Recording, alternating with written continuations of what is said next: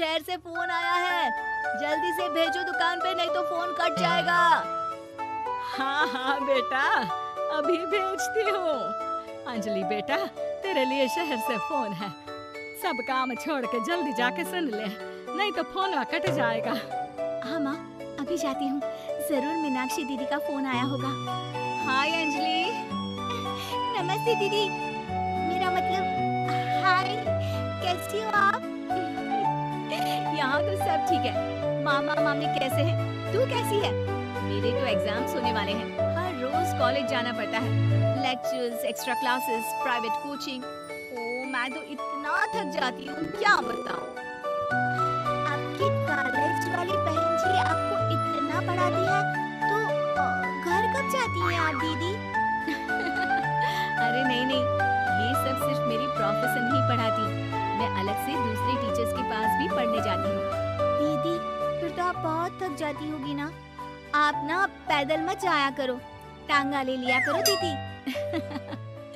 नहीं मेरी भोली बहन, ना मैं पैदल जाती हूँ, ना ही यहाँ टांगा मिलता है, मैं बस से जाती हूँ और थोड़ी दूरी के लिए रिक्शा ले लेती हूँ। सच्ची?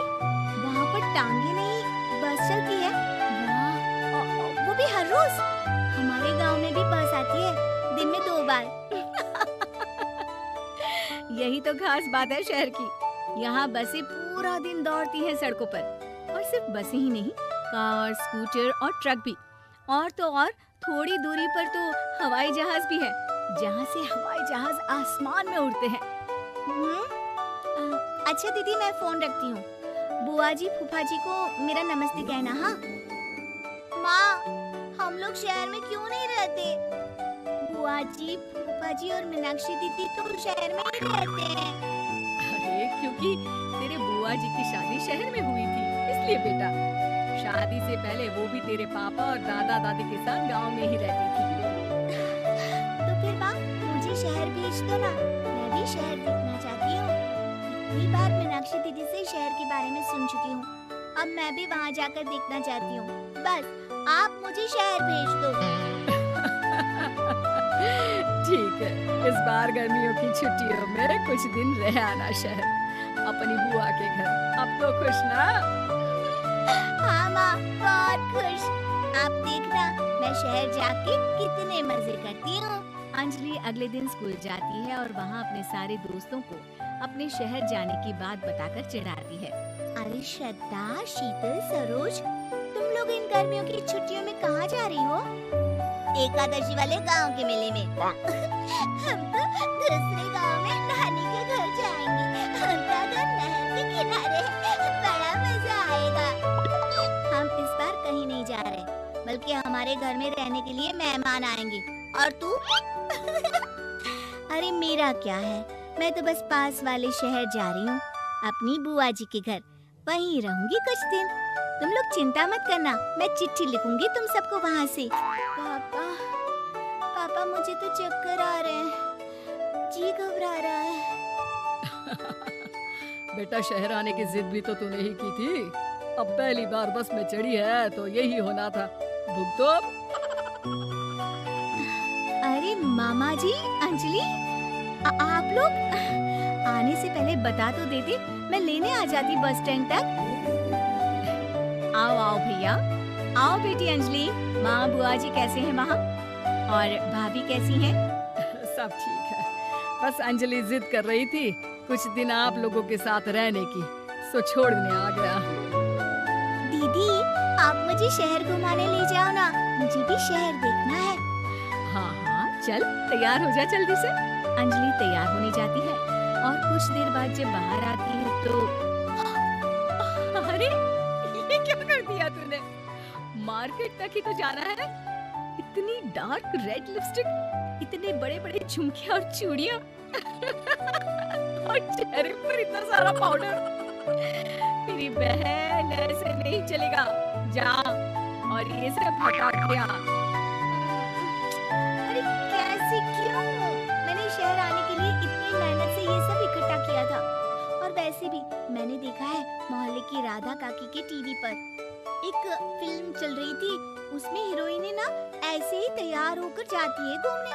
सब पता है मुझे, मैं तो ऐसे ही जाऊंगी दीदी। अंजलि शहर की चकाचौंध को देखकर बहुत हैरान और खुश होती है। ऊंची ऊंची इमारतें, सड़क पर दौड़ती गाड़ियाँ, बड़ी बड़ी दुकानें, उसकी एक्साइटमेंट का ठिकाना नहीं था। दीदी, ये छोटा सा कमरा सड़क के किनारे क्यों रखा है? इसमें कौन रहता होगा? ये कमरा नहीं, पीसीओ है, पीसीओ। यहाँ पर लोग फोन करने आते हैं, सिक्का डालकर। ओह, हमारे गांव में तो दुकान पे ही जाते हैं बात करने। अच्छा चल, तुझे रेस्टोरेंट में खाना खिलाने ले चलते हैं। Excuse me, 2 plate noodles please and 2 Cola. Meenakshi को ऑर्डर प्लेस करते हुए अंजलि बहुत ध्यान से देखती है और थोड़ी ही देर में ऑर्डर लेकर वेटर आ जाता है और खाना टेबल पर रख देता है। अरे, ये लंबी लंबी सेवइयाँ खाते कैसे है दीदी?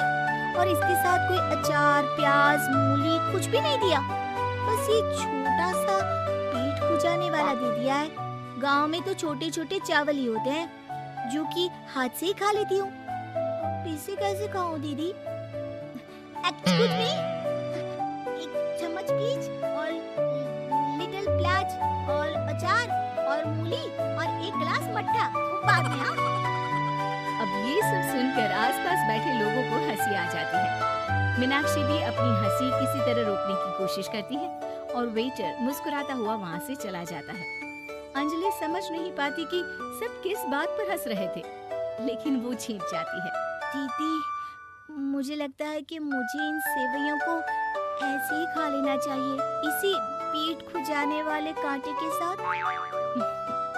एक काम कर, तू मुझे खाते देख, जैसे मैं खाऊं तो भी वैसे ही खा ले। ठीक है दीदी। अंजलि खाते खाते नूडल्स में सिरका ज्यादा डाल देती है, फिर ऊपर से नमक दानी से खेलते हुए काफी नमक भी अनजाने में छिड़क लेती है। अरे, ये क्या क्या खा लिया? अरे हाय हाय, कितना कड़वा है। पानी पानी, ये काला शरबत ही पी लेती हूँ।